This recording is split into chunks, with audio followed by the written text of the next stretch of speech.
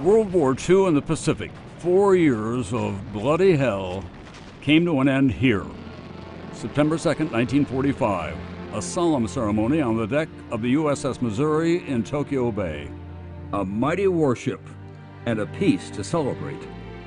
The ship was packed with hundreds of sailors, Marines, reporters, cameramen, and top military brass with legendary names: Nimitz, Halsey, Wainwright, McCain, representatives of 9 Allied nations, and Supreme Allied Commander General Douglas MacArthur.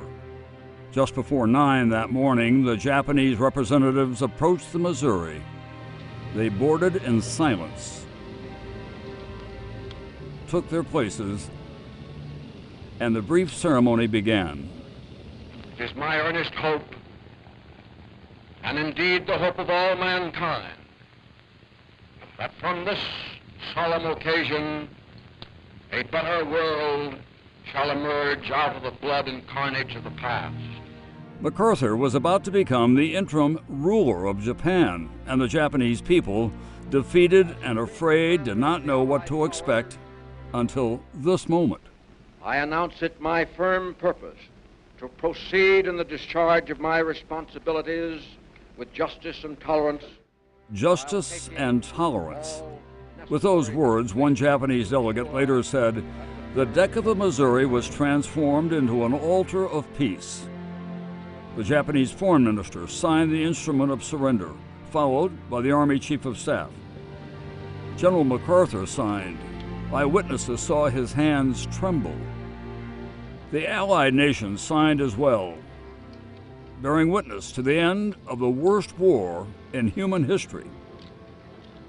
World War II finally was over. Let us pray that peace be now restored to the world, and that God will preserve it always. These proceedings are closed. At that moment, as if on cue, the sun came out, and as the Japanese departed, a stunning aerial display. More than 2,000 Allied aircraft flew in formation over the Missouri. In Washington, President Harry Truman marked the moment. The thoughts and hopes of all America, indeed of all the civilized world, are centered tonight on the battleship Missouri. It was no accident that the surrender took place aboard the Missouri. The ship was named for Truman's home state. The previous year, then Senator Truman watched his daughter christen the Missouri as it was launched into New York Harbor. Just weeks after the surrender, the ship was back in New York, welcomed by thousands, including President Truman. He visited the spot where the war had ended. He sat at the surrender table to sign the guest book and described it as the happiest day of his life. Today, with this plaque marking its now famous deck, the Missouri is anchored where World War II began for the United States. Mighty Mo now stands proudly and at peace at Pearl Harbor.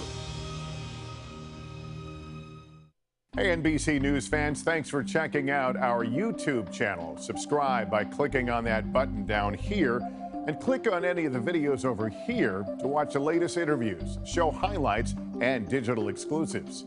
Thanks for watching.